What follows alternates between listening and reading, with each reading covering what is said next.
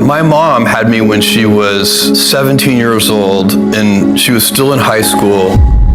Levels of fame and wealth that are hard to comprehend. Our stock peaked somewhere around $113. Our stock went down to $6. As a result of going up 70% this year, you have become... The year is 1980. A 16-year-old high school student shows up to a small McDonald's located in Albuquerque, New Mexico for his first shift as a line cook. After beginning his shift, he'll be given the job of cleaning the restaurant corner to corner. Considering he was branded as the new guy, his manager, co-workers, and customers didn't think much of him at the time, but only because they had no idea as to who this kid would eventually become. Name of that 16-year-old McDonald's newbie happened to be Jeffrey Preston Bezos. In exactly 38 years, after cleaning that Albuquerque McDonald's corner to corner, he would take on the title as the richest man on planet Earth. However, it's safe to say that such journey would be no walk in the park. A journey full of risk-reward, ups, downs, successes, failures, and a load of hair loss. This is from McDonald's to multi-billionaire, becoming Jeff Bezos.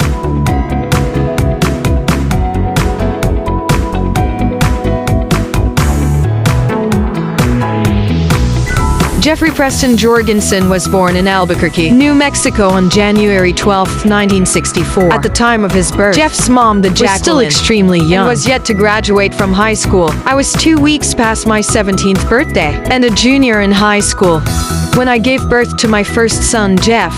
She was a pregnant 16-year-old in Albuquerque, New Mexico in high school, which was not cool at the time. Jeff's mother, Jacqueline, was so poor that she ruled out the idea of owning the most basic household items, such as a telephone. I figured out that Jeff and I could move into our own apartment if we just didn't have a phone.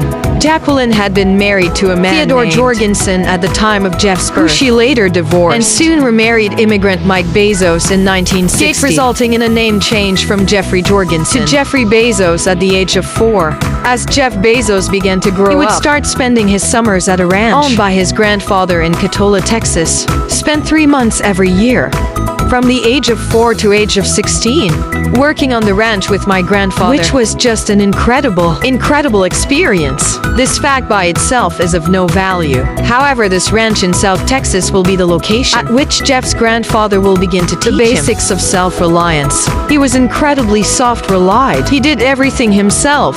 You know, he didn't call of that. If one of the animals was sick, he figured out what to do himself, as well as the importance of taking on tasks that he didn't know how to solve. He would take on major projects that he didn't really know how to do, but then figure out how to do them. As Jeff continued to grow into his early teens, he began to display an interest in science and technology. He will begin to use his garage to make various pieces of tech, such as an alarm, to keep his brother and sister out of his room.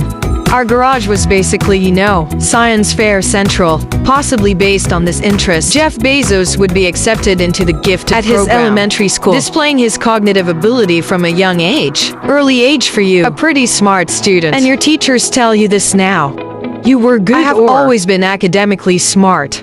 As Jeff entered into high school, he would win a Silver Knight Award, which was presented to outstanding individuals and leaders who have applied their knowledge and talents to serving their school and communities, also being named valedictorian. Upon graduation, you were the valedictorian of your high school in Miami, which hopefully gives everyone a good idea of who Jeff was becoming. By his late teens, I was a good student. I always worked really hard. I was nerdy. You were nerdy. I was nerdy. I was in the goody-goody class of students. However, despite having gifted cognitive skills, Jeff was far from being well off.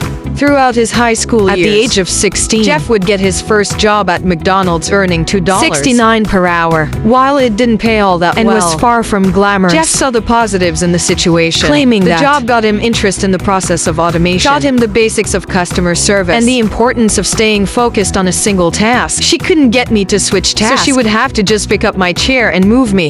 And by the way, I think she asked people who work with me. That's so probably true. And Jeff never had a problem working at McDonald's. Back at the age of 16, because he would later explain that it was never about the present for him. It was all about the future.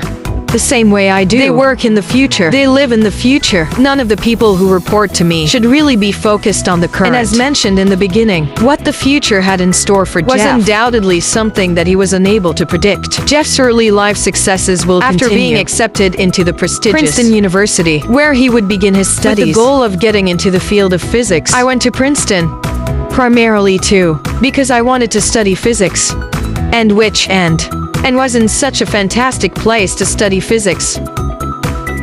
However, Jeff would change his degree after realizing that physics wasn't really for him. Switching to electrical engineering and to science, I changed my major very quickly to electrical engineering. Jeff would then graduate summa cum laude, which, similar to his experience in high school, meant he graduated amongst the highest achievers in the year. And while his ability to excel in school was impressive, this was really only the beginning for Jeff. He had finished university and was about to get out into the real world, where he would begin to turn his potential into reality.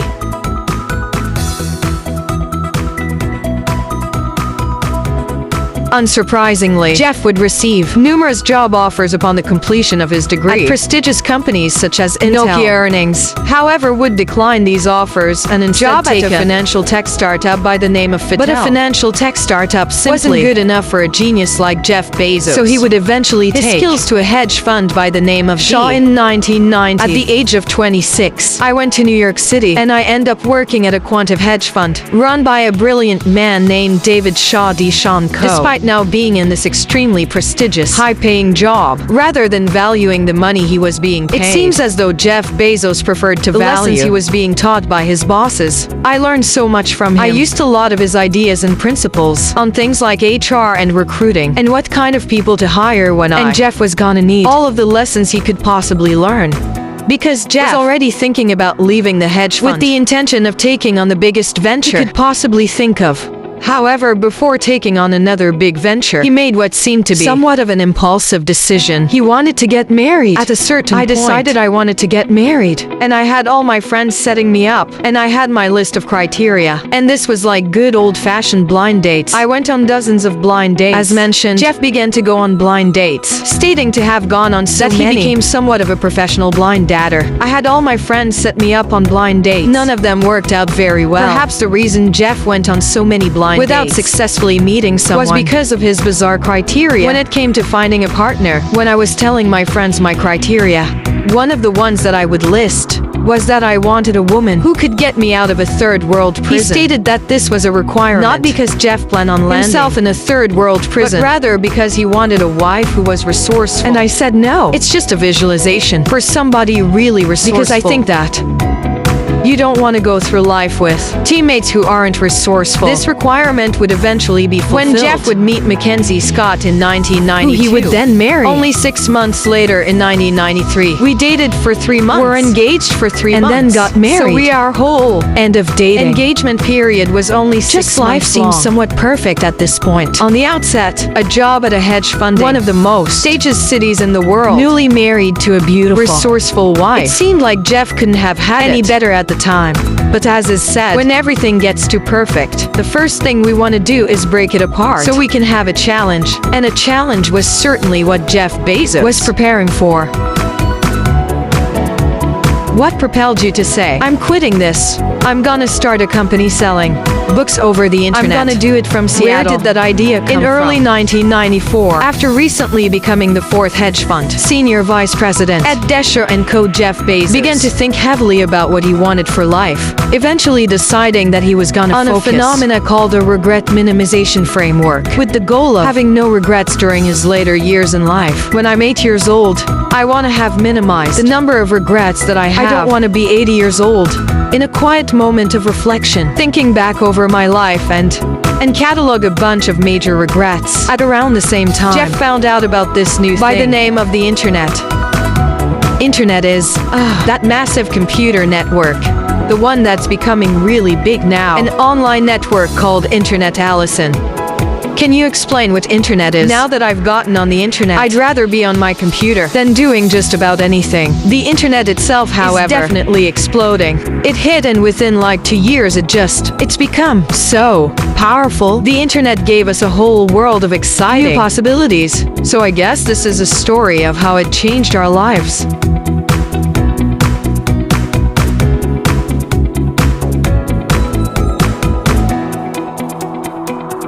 when it came across the startling statistic. The web usage was growing at 23% a year, so I decided I would try and find a business plan that made sense in the context of that growth. Jeff realized that he could sell products the internet and decided that creating an online bookstore might work as a business model. I picked books because there were more items in the book category than any other category, and so you could build universal selection. There were 3 million in 1994. This desire to minimize regret, combined with a genuine plan of selling books the internet, ultimately led Jeff Bezos his prestigious head fund job and venture out into the unknown of the business world. You had a great job.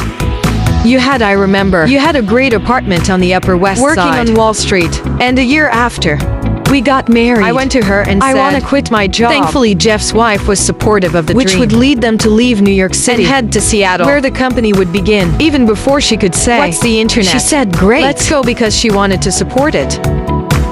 We're about to take off, driving across the country just to start Amazon. Go to Seattle with Jeff, literally writing the business plan for the company. In the car trip over, like I wrote the first draft on the car trip. From the East Coast to the West Coast. Shortly after arriving in Seattle, the company, which was originally called Cadabra, was stereotypically started out of Jeff's new garage. The movers packed their things and were already on the road when Bezos phoned them to say he had decided on Seattle. Jeff Bezos then accepted his parents' life savings of approximately $300,000 and instantly invested it into the company. Initial startup capital for Amazon.com came primarily from my parents, and they invested a large fraction of their life savings in what became Amazon.com, also changing the name from Cadabra to Amazon, named after the Amazon River in South America. And he said cadaver.